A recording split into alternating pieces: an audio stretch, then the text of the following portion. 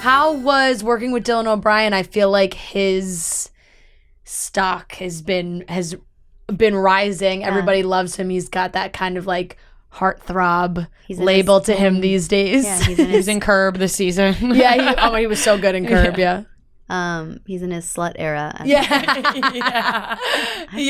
He did tweet that, right? What does that even? Let's he did. I actually want to know. He did tweet that. Ask him what that means. We're gonna I'm gonna leave this open so that if oh, he responded. Wow, fast response. Ha ha ha ha ha ha ha. Where is this coming from? Oh, we're just talking about your slut era. That is why. I'm on a podcast and we're bringing up the year in your slut era, and I was just curious where that came from. Like, what inspired it? Big voice note, girl. Yeah, I love a voice note. Oh, that one Dylan anyway. text. We're gonna assume he said LMAO anyway. open to interpretation. Oh, okay. All right. You know what? I guess, by the way, the interpretation is that slut era. He's slutty. Vanessa post outside of East High a few weeks ago. We saw Zach post outside of East High last week. A lot of fans jumped to the conclusions that maybe there was something going on. Where's your post? You would know if there was. Would I? I think you would. We would hope. If we called them the OGs, if the OGs were getting back together, that's you. It's funny. I just found out about this not too long ago because I told you I don't actually go on and scroll myself. But I actually haven't been back to East High in a minute, but I have been to Lava Springs. Okay. And I did go and visit my wife, and I did a road trip from New York to LA. And we stopped in Utah on the way, and we actually went and stayed there again. Yeah. Did they treat you? Cool. Yes, they did. That's amazing. Yes, I would they hope. Did. Yes, they did. Very amazing. much so. But yeah, I mean, as far as like a reunion or something like that, I that's who knows. But would you You do it? said who knows, so that like you can't say something like that because I think that if it wasn't happening, you'd be like, no. You know what I mean? You make a good point. We're reading into it a little bit. We would all love. Yeah, look, that's what everybody loves. Everybody lives off that nostalgia and. Two great things. One, the series exists. Yes. And has been picked up for a fourth. So there's that opportunity there. Could Corbin Bleu, the character, come back? I would love to. Yeah. Two, we're not too far from 20 years from our 20-year anniversary. That is wild. Yeah, I know. That is really something to think about. Yeah. Huh? That's actually really insane. Yeah. You really think about it, that's actually insane. Yeah, you're telling me. Yeah. Yeah, I started very young, but I didn't get success until I was 18. I was 18 when I did Sweet Life with Zach and Cody. It looked like I was 14. I was going to say 18 is crazy because I would have guessed like 15. I remember the Disney Channel president being like, "You're the oldest on this channel." Like, lovely. But they were probably so happy they didn't have to like pay other people to be on set with you because that's a whole other thing. Not tough to do that. I also like loved that I was able to have a kind of normal life. Like I went to school, I went to public school. I worked in clothing stores when I was 16 years old. Like I got to really experience life before. A lot of my friends that I grew up with in this business, like have never had a real job or have never, like gone to school and done proms and stuff. And so it's like, I can't imagine not having that experience. And so I was really fortunate. I remember hating it at the time. Like I was so mad that my parents were making me do that because I was like, I work on TV shows. I still have to do homework and try to I was going to school every day and it was really hard. And then I was like having to work at like clothing stores that were like just, scraping gum off the floor because my manager hated me, I think. And I was just like, this fucking sucks. But you know what? It makes you so grounded and like really appreciate when all of this stuff happened.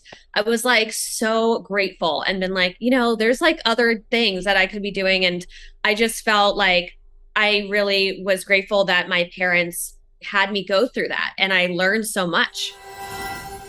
Who makes the most original TikTok content? You think that whose TikTok content do you enjoy the most? Okay. I mean, Because everyone's I would pretty say, funny. weirdly enough, I'm going to say Sophie because Sophie does most Sophie is the reason that Joe's TikTok is successful. Like she's the cool. I tell him this all the time when he calls me asking me for like, hey man, I'm trying to promote my new song. I need a TikTok idea. I'm like, dude, put Sophie in it, and then it will do great.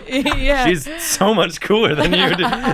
Were you a fan of Game of Thrones before you? I was like the guy who showed my family, and I was like a kid. I should not have been watching the show. Oh yeah, and absolutely not. But I showed my dad, and then he showed Kevin. Kevin showed Joe, and like, I mean, I like to obviously take credit, but that's probably not the way it went, realistically. But I did love Game of Thrones beforehand. So you were very excited. Oh yeah, we were doing an interview the other day, and someone asked me. I've never been asked like, when was the most starstruck you've ever been? And I really thought about it. Kevin was talking for a little bit, and I was like, honestly, the most starstruck I've ever been was showing up in, I think it was 2016. Yeah, Thanksgiving in 2016.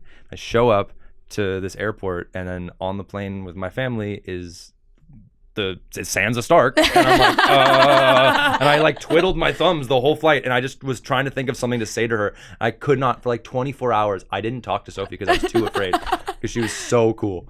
That's amazing.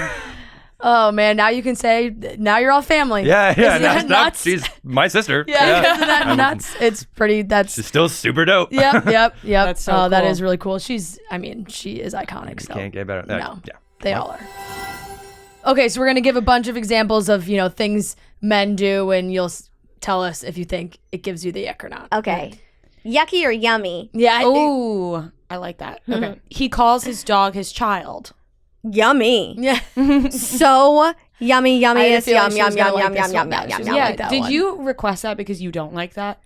Do you not like that? No, I actually don't. I don't mind that, but I know some people really don't. There are shockingly people out there that are not dog people, because so I never thought I would be that Not person until I got a dog, and I'm always like, "Mommy loves you," and then I catch myself. I'm like, "Ew!" Like I would never speak like that. But I fully, like in my soul, believe that I gave birth to Boo. She grew in my uterus for 9 months. She is my child. And I do mean, you Wells think that has a whole your dog voice for that he does? For Carl. For Carl. Do you think that your dogs look like you in any way? Yes. I believe that. Well, too. she was also she's a chocolate lab mix. And so we have the same color hair. And when she was a puppy, she had the exact same green hazel-y eyes that I do as well. And I was like, oh, you are my child. You are my child. Like mother, like daughter. Yeah. Exactly. Yeah, you guys seem so close, and it's awesome to hear like people your age. And I mean, I even love hanging out with my parents too, but it's such a strange thing sometimes that people just are like, how could you love hanging out with your parents? But when your parents are so cool like yours, it makes sense. And you guys go on these vacations together. And where were you guys recently? We just went to the Bahamas. But I got so many people like, when are they ever going to go on vacation without their parents? My dad gets the nice room. He gets everything set up. He pays for dinner. I'm like, why would I not go on vacation with my parents? That's a big Fran move. I'm 27 years old, and I am booked for this summer for my family vacation with my siblings and my parents. So, it's just so fun. And like, yes, it is. I feel like if I went on vacation with my friends, it'd be so unorganized and something bad would happen. Like, it's so nice having my parents there. Yeah. And also, you about picking the good restaurants. Yeah. And you know that you can have time away from them because they also want their time alone too. Like they don't want to be with you guys 24/7. They're like, okay, I think we're gonna go on vacation. I'm like, without us, that's not happening. It's rude. My girlfriend, we went on a vacation. We said, let's put the phones down. We use it for this sounds so wanky, this meditation app. So we do once a day. We would use that, but we said otherwise we're gonna put it down. And the first 24 hours, I was like. I thought this will be no problem. Like I spent how many years without a phone and I forgot. I was like twitchy, and every time I'd look at the phone like longingly, like I wonder what I'm missing. I had like FOMO from afar. And like who's you have to make sure that all the notification sounds, everything are off, but or still, else yeah. You're like, oh god. Yeah, you're like a meerkat. Yeah. Like, oh, it's for me. But after that, like by 48 hours, I felt lighter. I felt more present. Yeah. We'd be at dinner, and like, if she got up to go to the bathroom, normally I would make a beeline for my phone, and like I was just sat there and I took in the world, and we were and I watched people again. And like as an actor, it's such a good thing to take any kind of art, entertain. You want to observe people, and especially being in New York, there's so many great characters to watch, and the human zoo, And, absolutely, the human zoo is the perfect way to put it. I think I think someone said that smarter than me said that, but I it's okay. You don't have to give them credit. Okay. Fuck that. I'm Philip Roth. What is on this podcast? No? you took credit. Okay, it's yours. Yeah. I should think of another great quote, like a Martin Luther King quote. It's now mine. You had a dream. Yes, I did have a dream. Not sure who said it, but I had a very Justin weird then dream. said it as well. But anyway, so put your So what am I? Everyone's got that is self-righteously talking about putting phones down as I like promote my movie on Instagram constantly. Yeah. Well, let's talk about the movie. Yeah, Barbarian. Yeah. Nice. Yes. Yeah. Right. Yeah, that is the name of the movie. We were sent some information. How is your friendship with her evolved, you would say, now? So this thing happens in your 20s. I'm curious if you guys have experienced this. But Absolutely. I can already assume what you're saying, yeah. You know what I'm going to say? Yeah. Where it's like your friendships that you think when you're 20 years old, you're like, these are my absolute, the friends that will be on my deathbed, will be playing bingo and clutching each other's hands and watching Jeopardy. That shifts. Yeah. And sometimes you can't even really make sense of it. It's just like, oh, wow, I haven't talked to that person in months. Right. And then there's kind of complicated feelings around it. But I mean, I love her to pieces, but we're not as close as we used to be, but it was just totally a natural, I guess, aging. Yeah. I mean, things get in the way. People's lives change. People focus on different things. I feel like that happens all the time. And definitely there are people that I thought I was going to be friends with forever that it wouldn't be weird if I talked to them now, but I just haven't talked to them in a little bit. Yeah. I actually just had that experience recently where I saw, I did like a little girls trip and saw some friends that I have not seen in a long time, but we were like, when I do see them, time feels like it's like a time machine. You feel like exactly it could have been years, but it feels like no time has passed. And I think that is how a lot of female friendships kind of change as you get older, but you can kind of fit back into that. Yeah. Did you have any thoughts of maybe I could do it when she approached you when they started to discuss a reboot, or were you always like, nope? No. So I say in the book sort of that it was a simple decision, and it came from this place of what serves my mental and emotional health, and that really is the first thing that I run my decisions through, just because there were so many decisions that were not run through that filter, and it really, I know what those consequences are, and so it sort of is simple in that way of just, okay, does it help that, and if it doesn't get past that first line of defense, there's no chance. Yeah, we had this hot driver, and it just in Greece, the guy, in Mykonos. Okay, I caught a glimpse of him in the rear view. I'm like, God damn it! Like I could see his lips. I'm like, he's just so hot. Then he just starts talking to Ashley. He just honed in. Like I think my attitude was weirdly turning him on. He said, "What's your sign?" Which I'm also like, that's kind of annoying, but also kind of hot too. Like, why do you care? That's such a strange question from a guy. I know, but he could pull it off. He was like, I can tell because you're kind of bossy. And I was like, what?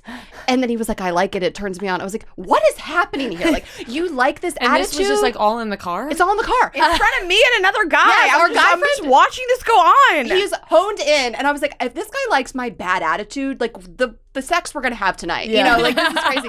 And so he drops us off. He did warm me up. I came around. I was like, he's so hot and he's flirting with me. So that's all I need in life, right? On vacation.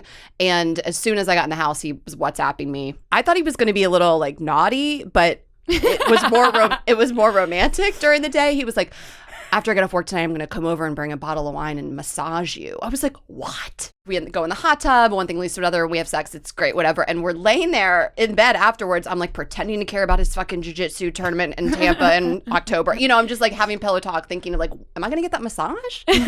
He was like, I probably should get going. I know your friends are going to be home soon. And then I'm like, well, you have to pick them up. You know, you're the driver.